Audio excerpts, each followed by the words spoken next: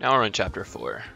This may seem like another longest chapter, and after all it's about the same map size as chapter 3. However, enemy unit density is way lower than in chapter 3, and we don't have to make a pit stop in the middle of the map with Byleth to unlock the condition. Additionally, we finally got Faith on Lysithea up to B, so we have Warp now. I stand ready. In order to get Byleth to the boss ASAP, we're going to need 16 magic to get a max range of 4 on our Warp. We have 15 magic on Lysithea right now after using premium magic herbs to get her up from 14, and we're going to need her to hit a level up to get 16. Otherwise, we need higher movement on Byleth or have Lysithea stand right next to the Death Knight to get a hit. Fortunately for us, this is another level up we can reset for at the beginning of our chapter, and Lysithea has pretty nuts magic growth anyways, so once we warp Byleth north to march towards the boss, the rest of our units are going to be free to do as they please. Unfortunately for us, clearing the map in 3 turns means we won't be able to snag the Spirit Dust from the west chest, but it's a small price to pay for shaving off a turn. Anyways, we're just going to spend these 3 turns on our other units getting as much EXP as possible. Going forward, mission assistance for unrecruited units may end up being useful.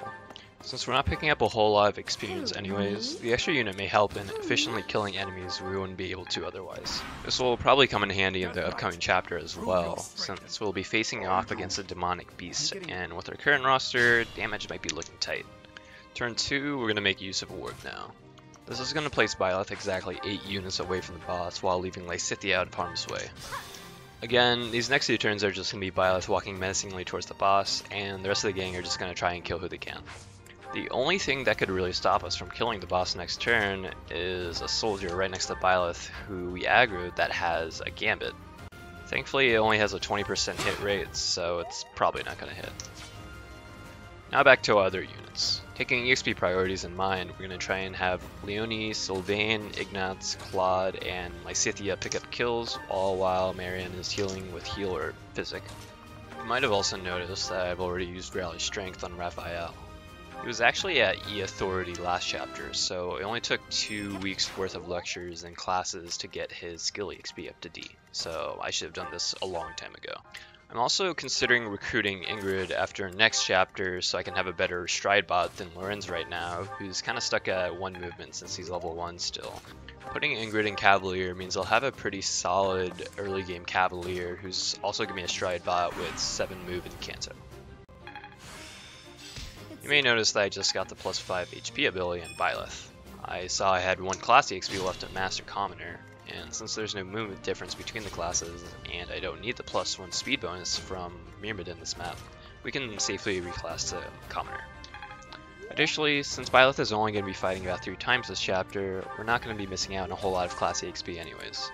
However, we'll want to master Myrmidon since it gives swap, which may come in handy as a movement option, as well as plus 2 speed in case we need help doubling.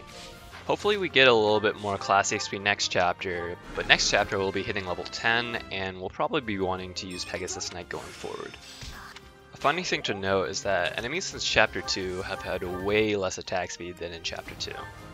This thankfully means we're not going to get doubled unless we're using steel weapons, but they do have a little bit more bulk, so we aren't going to be able to one-round KO any of them without Byleth. This means that some units are going to have to come in occasionally for chip damage. Now, here's a little lesson in trickery.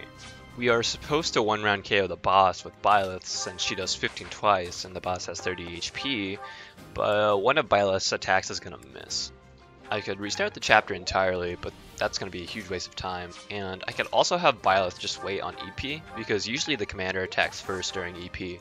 Instead, I'm going to use this opportunity to demonstrate how Divine Pulse works with RNG.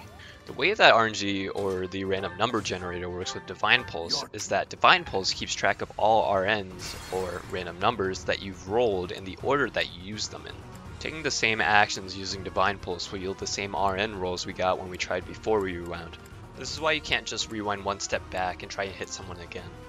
Since we know the RN we just used up is going to cause us to miss on 79 hit, we can either rewind back once and hit something with a more accurate move and then try again with the next RN, but since we don't have any more units that can attack or heal, we're just going to rewind 2 steps back and use the RN we have just before this.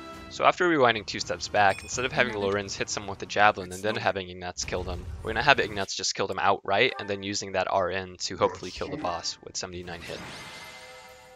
And that was chapter 4 in 3 turns.